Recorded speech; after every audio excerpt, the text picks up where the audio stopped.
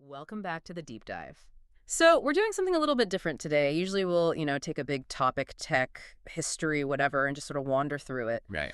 But today we are on a very specific mission. We are officially going into study mode. If you're listening to this, there's a very good chance you're staring down the barrel of one of the most notorious exams in the entire pilot training syllabus. The ATPL General Navigation Exam. Gen Nav, as it's lovingly called. Or fearfully, maybe. Or fearfully, yeah. It's known in flight schools everywhere. It really is the bogeyman, isn't it? I mean, I've spoken to so many student pilots, and they all say this is the one. This is the exam that keeps them up at night. It is. It's the beast with all the geometry, the spherical trig, the charts that you can never, ever fold the right way. I think we've all been there. But we've got a stack of the source material right here. Specifically, we're digging into Chapter 2 of the navigation syllabus. And our goal, our whole mission today, is to take all of that scary geometry and turn it into, well, easy marks. And it is absolutely possible. I'm glad you said easy marks, because the reputation of Gen Nav is, I think, often much worse than the reality. You think so? I do. I mean, yes, there's math, of course. And yes, you have to visualize a sphere, which is tricky. But the rules, they're rigid. The Earth doesn't just change its shape day to day. Right. Once you can actually visualize what the geometry is doing, the map is, well, it's just arithmetic. It's adding and subtracting. Okay, that is exactly what we want to hear. So here's the plan. Here's the roadmap for this session. We are going to break down that fundamental battle between great circles and rhumb lines. The big one. And then we're going to tackle the famous DIID rule for track direction, which, let's be honest, that's a guaranteed exam question, okay? Oh, absolutely. 100%. If you walk into that exam hall and you don't understand how track direction changes, you're just throwing away points. Simple as that. Okay, we'll cover that. We're also going to sort out the weird physics of why a nautical mile isn't always the same length, which is a bit of a mind bender.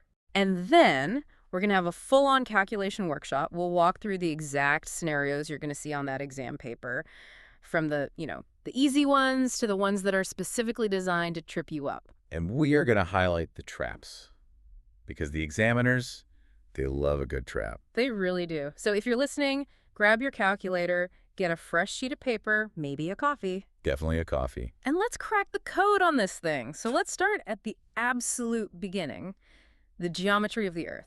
We have two main characters in the story, the Great Circle and the Rhumb Line. Right. This is the foundation. If you don't get this distinction, I mean, the rest of the syllabus, it just kind of falls apart.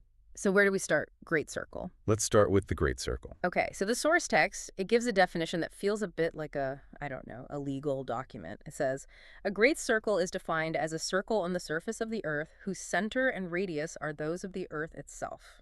It's dry, isn't it? But it's precise. Let's step away from the textbook for a second and just visualize it. I always use the orange analogy. Oh, I love the orange analogy. Go for it. Okay, so imagine you've got a perfectly round orange sitting on your kitchen counter.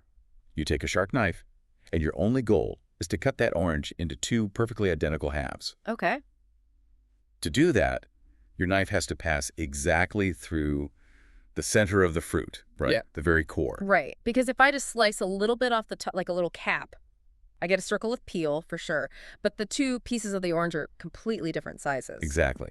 And that little cap you've sliced off the side, in navigation we call that a small circle.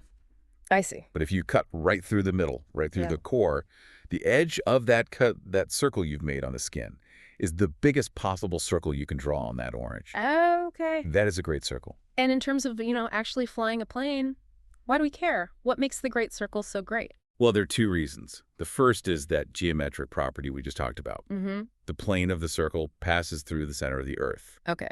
But the second reason, that's the one that pilots really care about. Yeah. The arc of a great circle represents the shortest possible distance.